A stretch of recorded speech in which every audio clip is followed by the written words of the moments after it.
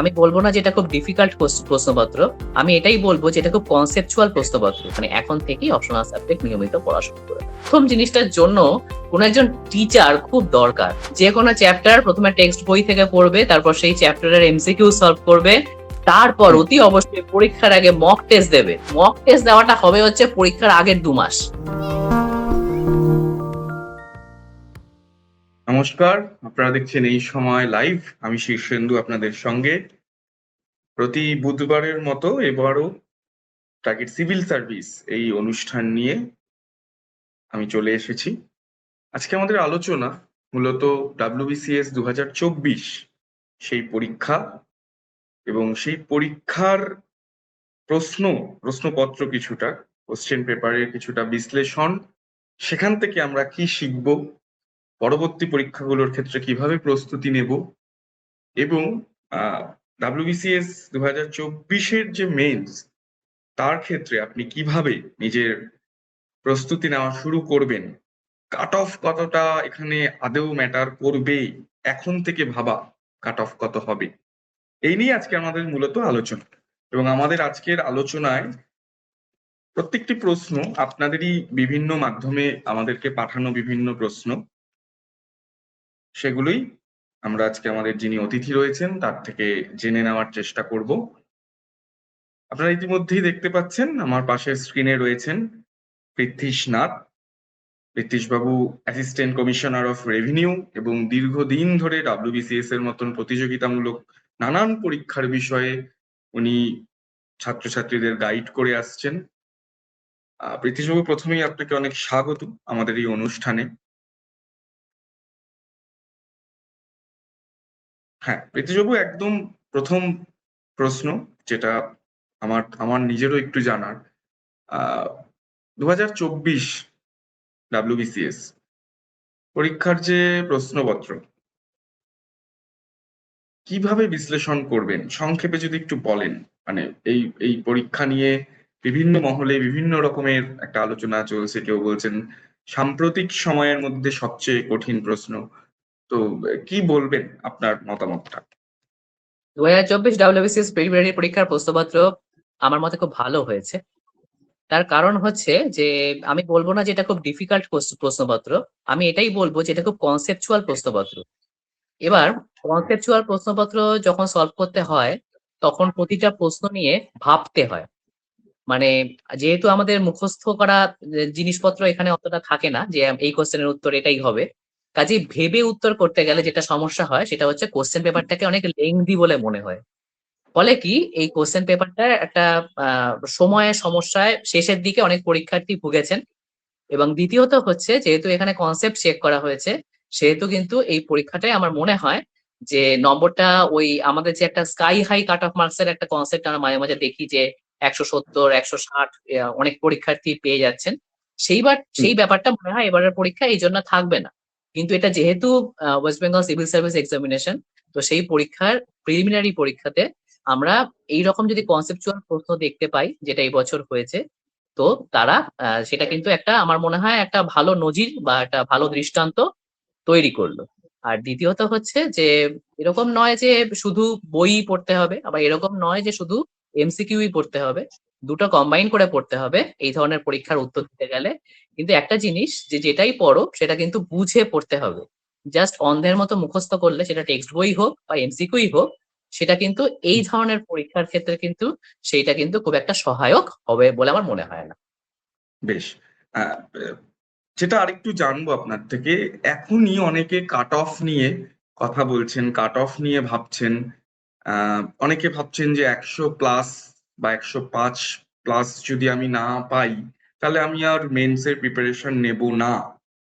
আদৌ কি এটা যুক্তিসঙ্গত? বা এক্ষেত্রে আপনার কি পরামর্শ, আপনার কি সাজেশন থাকবে? যদি আমার মনে হয় যে মেইনস এর জন্য প্রিপারেশন তো আলাদা কিছু হয় না, ডব্লিউবিসিএস এর ক্ষেত্রে প্রিলি এবং মেইনস এর কম্বাইন্ড প্রিপারেশন নেওয়াই উচিত। প্রিলির জন্য আলাদা, মেইনস এর জন্য আলাদা প্রিপারেশন, এরকমটার কোনো মানে হয় না। হুম। দ্বিতীয়ত বিভিন্ন জায়গা থেকে যে খবর পাওয়া যাচ্ছে যে পরবর্তী প্রিলি এবং পরবর্তী মেইন দুটো পরীক্ষায় সম্ভবত এই বছরই হবে। কাজেই সেখানেও প্রিলি এবং মেইনস এর কম্বাইন্ড প্রিপারেশন নেওয়াটাই আমার মনে হয় সব ক্ষেত্রে উচিত। আর রিগার্ডিং কাট অফ যেটা আপনি বলছিলেন, সেটা আমার যেটা ব্যক্তিগতভাবে মনে হয় যে এই কোশ্চেনটা কিন্তু যদি আমি বলি যে কনসেপচুয়াল কোশ্চেন গুলোকে যদি আমি ডিফিকাল্ট কোশ্চেন হিসাবে ধরি, তাহলে এটা গত 5-6 বছরের মধ্যে নিঃসন্দেহে এই পেপারটা বেশ কঠিন পেপার। 2023 সালের পেপারও কঠিন ছিল, কিন্তু হুম 2024-এ যে পেপারটা আমরা দেখতে পাচ্ছি, এই পেপারটা কিন্তু বেশ কঠিনের মধ্যেই আমি রাখবো। আবার এটাও হুম ঠিক যে অতীতে 0.33 করে কাট অফ মার্কস এই নেগেটিভ মার্কিং হতো, সেটা এখন কমে কিন্তু 0.25 করে নেগেটিভ মার্কিং হচ্ছে এখন। ফলশ্রুতি হিসাবে সেখানেও কিন্তু আবার কাট অফ একটু ইনক্রিজ করার প্রবণতা থাকে। ফলে ডিফিকাল্ট কোশ্চেনের জন্য কাট অফ ডিক্রিজ করবে, আর যেহেতু 0.25 করে নেগেটিভ মার্কিং এখন হচ্ছে, তার ফলে কাট অফ কিছুটা ইনক্রিজ করবে। তো মোরাললেস আমার মনে হয় আপনি যে নম্বরটা বললেন ঠিকই বলেছেন, 100 থেকে 105-এর মধ্যে কাট অফটা ঘোরাফেরা করবে বলেই আমার ধারণা। কিন্তু যারা 95% মনে করুন কোনো ক্যান্ডিডেট যদি পায়, এবং সে যদি ইউআর ক্যান্ডিডেট হয়, তাহলে আমার মনে হয় তারও মেইনস এর জন্য প্রিপারেশন নেওয়াই উচিত। WBCS 2024-এর প্রিলিমিনারিতে যেরকম প্রশ্ন এসেছিল, আগামী WBCS 2025-এর প্রিলির ক্ষেত্রে কিভাবে প্রস্তুতি নিতে হবে যাতে ম্যাক্সিমাম অ্যাটেম্প্ট ভালো বা নির্ভুল হয়, এটা আমাদের আশা একটা প্রশ্ন। এই প্রশ্নটা একজন আমাদের পাঠিয়েছিলেন, একটু যদি আপনি এর উত্তর দেন। ওনার কোশ্চেনটা ম্যাক্সিমাম নির্ভুল অ্যাটেম্প্ট করার ক্ষেত্রে হুম এসছে। হুম এবার নির্ভুল অ্যাটেম্প্ট মানে উনি সার্টেনলি, মানে একদম সার্টেন হয়ে যাচ্ছেন যে এই কোশ্চেন গুলো উনি, মানে ম্যাক্সিমাম কোশ্চেন ওনাকে ঠিক করতেই হবে। এটার একদম। জন্য যেটা দরকার সেটা হচ্ছে এমসিকিউ যেমন প্র্যাকটিস হবে, সেরকম টেক্সট বুকও পড়তে হবে। এবার টেক্সট বুক তো পড়া হলো, এমসিকিউ পড়া হুম হলো না, এটাও কোনো কাজের কথা হলো না। আবার আমি আগে এমসিকিউ করছি, পরে টেক্সট বই পড়ছি, এটাও কোনো কাজের কথা নয়। কারণ তাহলে হুম সেক্ষেত্রে এমসিকিউ গুলো মুখস্থ করা হচ্ছে, এমসিকিউ গুলো কেন ওই উত্তরটা, কেন অপশন ডি উত্তর, এটা যেন আমি বুঝতে পারি, তাহলে আমার এমসিকিউ পড়াটা কমপ্লিট হলো না। আমি কোনো একটা হুম এমসিকিউ অপশন ডি উত্তরটা মুখস্থ করে নিলাম, এইটা কোনো পদ্ধতি নয়। কেন অপশন ডি টা উত্তর হয়েছে, কেন অপশন এবিসি উত্তর হলো না, সেইটা তোলাটা হচ্ছে পড়া। এবার আমার মনে হয় যে টেক্সট বুকটা আগে পড়ে নেওয়া উচিত, তারপর এমসিকিউটা প্র্যাকটিস করা উচিত। এটা যেমন ঠিক যে টেক্সট বই না পড়লে এমসিকিউ গুলো শুধু পড়ে গেলে সেটা কোনো প্রিপারেশন নেওয়ানো হয় না, এবং সেটা এই ধরনের পরীক্ষার ক্ষেত্রে একেবারেই ডেট্রিমেন্টাল হয়। আবার এটাও ঠিক যে শুধু টেক্সট বই পড়লাম, আমি কোনো এমসিকিউ প্র্যাকটিস করলাম না, সেটাও কিন্তু একটা কম্প্রিহেন্সিভ প্রিপারেশন হলো না, কারণ পরীক্ষাটা আলটিমেটলি এমসিকিউ পদ্ধতিতেই হবে। আর একটা কথা আমি এখানে বলতে চাই, কথাটা হয়তো কিছুটা কন্ট্রোভার্সিয়াল হবে, কিন্তু কন্ট্রোভার্সিয়াল কথা বলার জন্যই আমি একটুখানি পরিচিত। সেটা হচ্ছে গিয়ে যে উনি বলছেন যে নির্ভুল উত্তর করার দিকে উনি জোর দিচ্ছেন। আমার একটা কথা মনে হয়, এবং আমার অন্তত গত 5 বছর, আমি 2019 থেকে 2023 সাল পর্যন্ত, তো যেহেতু আমি প্রিলি এবং মেইন দিয়েছি এবং ক্লিয়ার করেছি, এবং সেহেতু এখানে যারা পেয়েছেন, যারা টপ করেছেন প্রতিবার, তাদের বহু লোকের সাথে আমার ব্যক্তিগত পরিচয় আছে। আমি এটাও দেখেছি যে এত হাই কাট অফ মার্কস যাচ্ছে, এর ফল এটা একটা কিন্তু বড় কথা। আমি আজকে অন রেকর্ডই বলছি, এখানে অ্যাটেম্পট কিন্তু লোকে প্রচুর বাড়িয়ে দিয়েছে। অ্যাটেম্পট যদি আমি কমের দিকে রাখি, আমার নম্বরটা কিন্তু কিছু কমের দিকেই থাকবে। ঠিক আছে, আপনাকে যদি 132 থেকে 140 এই টার্গেট রাখতে হয় যে আমার নম্বরটা 132 থেকে 140-এ রাখতে হবে, তাহলে ইনএভিটেবলি আপনাকে কিন্তু 160-এর ওপরে অ্যাটেম্প করতে হবে। ঠিক আছে, আমি এই কথাটা একটু কন্ট্রোভার্সিয়াল বললাম, কিন্তু এই হুম কথাটা কিন্তু যারা বিশেষ করে মেইনস এর ক্ষেত্রে যেখানে 550 থেকে 600 এমসিকিউ তে টার্গেট করা উচিত, সেখানে কিন্তু অ্যাটেম্পট হুম। বাড়ানো খুব দরকার। আমার এটা ব্যক্তিগতভাবে মনে হয়, আমার মতামত। দ্বিতীয় একটা প্রশ্ন, যেটা এই প্রশ্ন অনেকেই অনেকেই করছেন, 2024-এর প্রিলিতে ইংলিশ পেপারে ভোকাবুলারি থেকে বেশি প্রশ্ন দেখা গিয়েছে, এই অংশটির জন্য কিরকম ভাবে প্রস্তুতি নেব? ভোকাবুলারির তো সেরকম কোনো সলিউশন নেই, এটা সত্যি কথা। ভোকাবুলারি যে কোনো একটা সোর্স থেকে পড়লে সেখান থেকে যে কমন পাবেনি, এটা তো আমরা বলতে পারি না। গ্রামারটা একদম। যেমন একটা কংক্রিট প্রিপারেশন নেওয়ার সুযোগ থাকে, আমি কোনো হুম টিচারের কাছে বা কোনো ভালো বই থেকে আমি গ্রামারটা প্রিপেয়ার করলাম, সেটা একটা জিনিস। কিন্তু ভোকাবুলারির ক্ষেত্রে কিন্তু সেই রকম কোনো কনসেপ্ট নেই। ভোকাবুলারি কিছু বই টই পাওয়া যায়, কিন্তু কি গ্যারান্টি আছে যে তার বাইরে ভোকাবুলারি আসবে না? আমার হুম ব্যক্তিগতভাবে মনে হয় যে ভোকাবুলারিতে ইমপ্রুভ করতে গেলে লং টার্ম যেটা করা উচিত সেটা হচ্ছে বিভিন্ন ওয়ান সেকেন্ড ডব্লিউবিসিএস মেইনস এর ইংলিশে ইমপ্রুভ করার জন্য যেটা করা উচিত, সেটাই ভোকাবুলারি ইমপ্রুভের জন্য করা উচিত, যে বই পড়া, ইংলিশ বই পড়া আরো বাড়িয়ে দেওয়া উচিত, সেটা যে ধরনের বই হোক। ঠিক আছে, হুম, আমারটাই মনে হয় ব্যক্তিগতভাবে। বেশ। পরের প্রশ্ন, 2024-এর মেন্সের জন্য হাতে 4-5 মাস সময় ধরে নিয়ে এখন থেকে কেমন ভাবে পড়তে হবে, কি হবে আমার স্ট্র্যাটেজি? আচ্ছা, এখন থেকে কেমন করে প্রিপারেশনটা নেওয়া উচিত? ভাই, তোমার যদি ভাই বা বোন যেই হয়ে থাকো, তোমার যদি এটা ফার্স্ট টাইম প্রিপারেশন হয়, তাহলে একটা হুম, রুটিন তৈরি করা খুব দরকার। এবার হুম, এগুলোর ক্ষেত্রে কিছু ভ্যারিয়েবলস কাজ করে। মানে ওয়ার্কিং ক্যান্ডিডেটস থাকতে পারেন উনি, আবার নন ওয়ার্কিং ক্যান্ডিডেটও থাকতে পারেন উনি। যদি উনি হুম, ওয়ার্কিং ক্যান্ডিডেট হন, তাহলে পরে আমি বলবো যে উনি দিনে যে সময়টা পান, সেই সময়টাকে ৩ টে ভাগে ভাগ করে নিন, এবং যদি ওনার অঙ্কে দুর্বলতা থেকে থাকে, তাহলে অঙ্কটাকে রোজ রাখুন। মানে ধরুন সপ্তাহে ৫ দিন যদি আপনার ওয়ার্কিং ডে হয়, তাহলে ওই ৫ দিন আপনি যেটুকু সময় পান সেটাকে ৩ ভাগে ভাগ করে নিন, এবং একটা ভাগে অবশ্যই অঙ্ক রাখুন, এবং বাকি দুটো হুম, ভাগে আপনার পছন্দের সাবজেক্ট রাখুন। ঠিক আছে? হুম, আর হুম, হুম, অপশনাল সাবজেক্ট যেগুলো আছে, সেই অপশনাল হুম, সাবজেক্ট গুলোকে আপনি উইকেন্ডে বড় করে সময় দিন। ধরুন অপশনাল সাবজেক্ট শনিবার দিন ৪ ঘন্টা, রোববার দিন ৪ ঘন্টা পড়ুন। আর যদি আপনি নন ওয়ার্কিং ক্যান্ডিডেট হন, তাহলে সেই ক্ষেত্রে আমার সাজেশন হচ্ছে ডেইলি ৪ টে করে স্লট রাখুন। নন ওয়ার্কিং মানে আমি ধরেও নিতে পারি যে তিনি হয়তো ১ম বা ২য় বার WBCS দিচ্ছেন। কারণ ৩য়, হুম, ৪র্থ বারে নন ওয়ার্কিং কম থাকে। তো সেক্ষেত্রে আমার মনে হয় যে তারা কি করুন, দিনে ৪ টে করে স্লট রাখুন, এবং দিনে ৪ টে করে স্লটের মধ্যে ওয়ান্স এগেইন যদি অঙ্ক দুর্বলতা হয়ে থাকে, কারণ পেপার 6 হচ্ছে একটা ডিসিসিভ পেপার মেইনস এর জন্য। যেটা অঙ্ক রয়েছে যে পেপারটাতে। কাজেই তিনিও প্রতিদিন করে অঙ্ক রাখবেন, এবং তিনি আর বাকি যে ৩ টে করে স্লট পাচ্ছেন, সেখানে তার সাবজেক্ট গুলোর ভালোমতো সাজিয়ে নিন, এবং তিনি উইকেন্ড ছাড়াও সপ্তাহে ২ টো দিন অন্তত অপশনাল এর জন্য ব্যয় করুন। নন ওয়ার্কিং ক্যান্ডিডেটদের আমি এই সাজেশনটাই দেব। কারণ আমার সবসময় মনে হয় যে অপশনাল নিয়ে সকলের পরীক্ষা দেওয়া উচিত। WBCS গ্রুপ A বা B কেই টার্গেট করা উচিত। হুম, তারপর যদি না হয় তখন CD ঠিক আছে। একদম। বিশেষ করে যদি জানেন তো আপনার বিশেষ করে যেটা আমার মনে হয় যে ম্যাথ পেপারটা খুব ডিসিসিভ পেপার। মানে এই পেপারে বেশ কিছু লোকজন ১৬০ থেকে ১৭০ নম্বর তোলেন। কোনোভাবে হুম, এই পেপারে যদি আপনার নম্বরটা ১০০ থেকে ১১০ এ চলে যায়, তাহলে এই যে ৫০ নম্বরের গ্যাপ তৈরি হয়, এটা আল্টিমেটলি আর মেকআপ করা যায় না। এবং ওয়ান্স একদম। এগেইন আমি যে টোটাল নম্বরের কথা বলছি, যে ৫৫০ থেকে ৬০০ র মধ্যে নম্বরটা রাখতে হবে মেইনসে। হুম, সেই ক্ষেত্রে যদি ম্যাথস পেপারটাতে অন্তত ১৪০ থেকে ১৫০ না থাকে, তাহলে যোগ করে দেখবেন নম্বরটা ৫৫০ থেকে ৬০০ তে পৌঁছচ্ছে না। আমার যেটা ব্যক্তিগতভাবে মনে হয়। এই সঙ্গেই যে প্রশ্নটা আরো একজন বিয়ে করছেন, 2024-এর প্রিলিতে যেহেতু অনেকটাই কনসেপচুয়াল কোশ্চেন এসেছে, সেগুলো করতে বেশ খানিকটা সময় লেগেও সময়ও বেশি লেগেছে। মেন্সে এই ধরনের প্রশ্ন আমি ভালো করে উত্তরটা দিতে চাই, আমি কিভাবে এখন থেকে প্রিপারেশন নেব? হ্যাঁ, ওই যে যেকোনো চ্যাপ্টার ১ম এ টেক্সট বই থেকে পড়বে, তারপর সেই চ্যাপ্টারের এমসিকিউ সলভ করবে। তারপর হুম, অতি অবশ্যই পরীক্ষার আগে মক টেস্ট দেবে। মক টেস্ট দিয়ে নিজেকে আইডেন্টিফাই করবে যে আমার উইক পয়েন্ট কোনগুলো। সেই উইক পয়েন্ট গুলোর উপর স্পেসিফিক্যালি ওয়ার্ক করে আবার পরের মক টেস্টটা দেবে। ঠিক আছে? এইভাবে নিজেকে, এবার এই মক টেস্ট দেওয়াটা হবে হচ্ছে পরীক্ষার আগের ২ মাস। ঠিক আছে? মেইনস এর মক টেস্ট পরীক্ষার আগের ২ মাস। তার আগে পর্যন্ত কিন্তু প্রত্যেকটা টপিক তোমাকে ইউপিএসসি যে বইগুলো আমাদের পাওয়া যায়, সেটা হুম, পুনম দালাল দাহিয়া বলো, তারপর হুম, রাজীব আহির বলো, বা বানসাল ত্রিপাঠী বলো, লক্ষ্মীকান্ত বলো, তারপর নিতিন সিংহানিয়া স্যারের বই বলো, এই সমস্ত বইগুলো আগে চ্যাপ্টার গুলো পড়ে নেবে। পরে কোনো স্ট্যান্ডার্ড এমসিকিউ এর বই থেকে সেই এমসিকিউ গুলো সলভ করবে। ঠিক আছে? তারপর আবার পরের হুম, চ্যাপ্টার, তারপর এমসিকিউ, এবং সেগুলো রুটিন অনুযায়ী, যে রুটিনটার কথা আমি বললাম সেই অনুযায়ী করবে।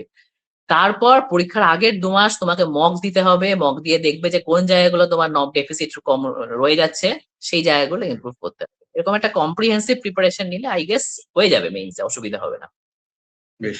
আর পরবর্তী প্রশ্ন, ইংলিশে যারা দুর্বল তাদের ডেসক্রিপটিভ প্রিপারেশন কেমন হবে? আচ্ছা, ইংলিশে যারা দুর্বল তাদের ডেসক্রিপটিভ প্রিপারেশন প্রথমত অসুবিধা হবে। এবার ইংলিশটাকে কি করে সবল করতে হবে সেই চিন্তাটা করতে হবে। হুম, এবার প্রশ্ন হচ্ছে যে ইংলিশের দুর্বলতা ২ রকমের হয়। হুম, এক হচ্ছে গ্রামারের দুর্বলতা, মানে সে টেন্স ঠিক মতো লিখতে পারে না, তার ফ্রেজাল ভার্ব সম্পর্কে আইডিয়া নেই, ইডিয়াম ফ্রেজ সম্পর্কে ভালো মতো আইডিয়া নেই, এরকমটা হতে পারে। গ্রামার কটিত সমস্যা, প্রিপোজিশন কোথায় দেয় সেরকম নেই। আবার আরেক রকমের লেখা আছে, তাদের লেখাগুলো বড্ড নিরস টাইপের লেখা, মানে যে আমি সবই ঠিকঠাক লিখি, স্পেলিং মিস্টেকও হয় না, কিন্তু হুম, আমার লেখাতে লিটারারি ফ্লেভার পাওয়া যায় না। ঠিক আছে? এই দুটো হুম, জিনিসের উপর গুরুত্ব। ১ম জিনিসটার জন্য কোন একজন টিচার খুব দরকার। যিনি তোমাকে বারবার করে আইডেন্টিফাই করে দেবেন যে তোমার এই লাল কালিতে গোল করে দেবেন যে এই জায়গাগুলো স্পেলিং মিস্টেক, এই জায়গাগুলো গ্রামাটিক্যাল এরর, তাহলে এগুলো ঠিক করো, বোঝো। তাহলে এরকম যদি একদম। গ্রামার যদি তোমার সমস্যা হয়, তাহলে you need a teacher to guide you in this few months. কিন্তু যদি ওরকম হয় যে তোমার লেখাটা, তোমার সবই ঠিকঠাক থাকে কিন্তু নম্বরটা 50%-এর বেশি ওঠে না, তার মানে তোমার হুম, লেখাটায় সামহাউ লিটারারি ফ্লেভার মিসিং আছে। এইটা করতে গেলে তোমাকে ইংরেজি পড়া বাড়াতে হবে, আমার যেটা মনে হয়। যে তুমি কিছু ইংরেজি নোবেল পড়ো, ইংলিশ গল্পের বই পড়ো, বা whatever you like English. একেবারে কিছু না হলে কিছু ইংলিশ ম্যাগাজিন পড়ো, যেটা যে বিষয় নিয়ে তোমার একদম। ভালো লাগে সেই বিষয়টা পড়ো। ওই রকম ভাবে পড়া না যে আমার কারেন্ট অ্যাফেয়ার্স এর জন্য যেগুলো ইম্পর্টেন্ট আমি সেগুলো ইংলিশ পেপার থেকে পড়ে নিলাম। এই রকম ইংলিশ পড়ার কথা আমি বলছি না, আমি বলছি ইংলিশ পেপারে ধরুন কিছু বিশ্লেষণাত্মক আর্টিকেল রয়েছে, সেই আর্টিকেল গুলো পড়ো। কিছু স্টোরি বুক, কিছু novel, whatever you like, but কিছু ম্যাগাজিন। তোমার যদি স্পোর্টস ম্যাগাজিন ভালো লাগে, স্পোর্টস ম্যাগাজিন নিয়ে পড়ো, ইংলিশ স্পোর্টস ম্যাগাজিন রয়েছে। একদমই তো কমিক্স, আর আমি তো কত কমিক্সের বইও আমার কাছে রয়েছে। তো যেটা তার ভালো লাগে সেই ধরনেরই কিছু ইংলিশ যদি পড়ার অভ্যাস না থাকে, তাহলে তার লেখায় লিটারারি ফ্লেভার আসবে না। ঠিক আছে, তোমার যদি সেই সমস্যাটা হয়ে থাকে, এটা কোনো টিচার ঠিক করতে পারবেন না, এটা তোমার নিজেকে ঠিক করতে হবে। মেন্স এর জন্য কি শুরু থেকেই মানে এখন থেকেই আমি মক টেস্ট দেওয়া শুরু করব? আমি যদি মেন্স এর প্রিপারেশন নিয়ে থাকি, আমি কি এখন থেকেই মক টেস্ট দিতে থাকবো, নাকি একটু পরে, কিছুদিন বাদে? একদমই এখন থেকে মক টেস্ট দিলে তো বেকার ডিপ্রেশনে চলে যাবে, যে এখন মক টেস্ট দিলে যেটাতে 130-140 পাওয়ার কথা সেখানে 80-90 পাবে। ঠিক আছে, এখন মক টেস্ট এক- দেওয়ার সময় আসেনি। আমি যেটা বললাম যে এখন কোন একটা চ্যাপ্টার ভালো করে কোন একটা ইউপিএসসি স্ট্যান্ডার্ড বই থেকে পড়ো, এবং তারপর সেটার উপর এমসিকিউ সলভ করো। এরকম করে পরীক্ষার 2 মাস আগে, শেষ 2 মাস মক টেস্টের পেছনে তোমাকে সময় দিতে হবে। এখন মক টেস্ট দেওয়ার সময় আসেনি, কোনোভাবেই আসেনি, unless you are a veteran candidate. General studies এর বিষয়ভিত্তিক বইগুলো কিভাবে তাড়াতাড়ি পড়তে হবে, এবং বই বানানোর সঙ্গে কি নোটস দেওয়া জরুরি? নোটস বানাতে পারো, অ্যাজ সাচ আমি নোটস বানিয়ে ডব্লিউবিসিএস অফিসার হয়েছেন এবং নোটস না বানিয়ে ডব্লিউবিসিএস অফিসার হয়েছেন। আমি দুরকম অফিসারদের কথাই জানি, এটা এটা তোমার নিজস্ব ব্যাপার। আরেকটা হচ্ছে কি করে তাড়াতাড়ি পড়তে হবে, এইটা না অভ্যাস। তোমার যদি বই পড়ার অভ্যাস থাকে, তোমার যদি মন তোমার কন্ট্রোলে থাকে, তোমার যদি কনসেন্ট্রেশন হুম, ভালো থাকে, তাহলে তোমার বই হুম, পড়তে সময় লাগবে না। যার কনসেন্ট্রেশন যত বেশি, যার ফোকাস এবং ডিসিপ্লিন যত বেশি, তার বই পড়া তত তাড়াতাড়ি হয়। আর যে বেশিক্ষণ একটা বইতে মন ধরে রাখতে পারে না, একটু পরেই তার মোবাইলের দিকে চোখ চলে যায়, কি অন্য কথা মনে পড়ে, তার বই পড়তে বেশি সময় লাগে। এটা কনসেন্ট্রেশনের উপর ডিপেন্ড করে, এটা কিছু করার নেই। আমার যেটা জানার, যে যারা সত্যি কিছু ক্যান্ডিডেট আছেন, সংখ্যা হয়তো কম, তাদের কাছে জীবনে ডাব্লিউবিসিএস টা একটা স্বপ্ন, তাদের কাছে ডাব্লিউবিসিএস টাই এক এবং একমাত্র পাখির চোখ, তাদের জন্য আপনার 3টে পরামর্শ বা সাজেশন, যেটা ফলো করলে তার চাকরি হবেই। আমি মেইনস এর পার্সপেক্টিভই সাজেশনটা দিই, যেহেতু মেইনলি মেইনসটাই আমাদের এখন সামনে রয়েছে। মেন্স এর প্রথম ব্যাপার হচ্ছে গিয়ে যে আমি সবাইকে বলবো অ্যাটেম্প্ট বাড়াও। যদি কোনো পেপারে তোমার 160-170, যেমন পেপার 3 পেপার 5-এ আমরা 160 বা 170 টার্গেট করে থাকি, তাহলে কিন্তু তোমাকে অ্যাটেম্প্ট 180 প্লাস করতে হবে। ঠিক আছে, হুম, এটা কিন্তু অ্যাটেম্প্ট না বাড়ালে কোনোদিন সম্ভব না। ফার্স্ট হচ্ছে অ্যাটেম্প্ট বাড়াও। দ্বিতীয় হচ্ছে একটা কথা ভাববে যে ডেসক্রিপটিভ পেপার গুলো 200-400 নম্বর বাংলা এবং ইংরেজির জন্য আছে। আর এই হুম, 400 নম্বর আছে হচ্ছে history, geography, polity, economy combined. তা তুমি সারা বছরই শুধু history, geography, polity, economy combined 400 নম্বর পড়ো, আর বেঙ্গলি ইংলিশ 400 নম্বর যদি, হ্যাঁ ও আমি লিখে দিয়ে আসবো কিছু একটা যদি করো, তাহলে নম্বরটা ওই কোনো রকম একটা নম্বর পেয়ে যাবো বেঙ্গলি ইংলিশে, সেটাই হবে। এবং সেই ক্ষেত্রে কেউ এরকম হতেই পারে যে তোমার থেকে বেঙ্গলিতে 40 নম্বর বেশি পাবে, এবং ইংলিশেও 40 নম্বর বেশি পাবে, এবং দুটো মিলিয়ে 80 নম্বর বেশি পেয়ে যাবে, যে নম্বরটা তুমি এমসিকিউ তে তাকে কোনোভাবে মেক আপ করতে পারবে না। So give equal importance two descriptive subject. And lastly optional. Optional subject কিন্তু আহ, একদম জিএস পেপারের মতো করেই প্রিপারেশন নিয়ে তৈরি করতে হবে। প্রত্যেক সপ্তাহে অপশনাল সাবজেক্টের জন্য টাইম অ্যালট করতে হবে।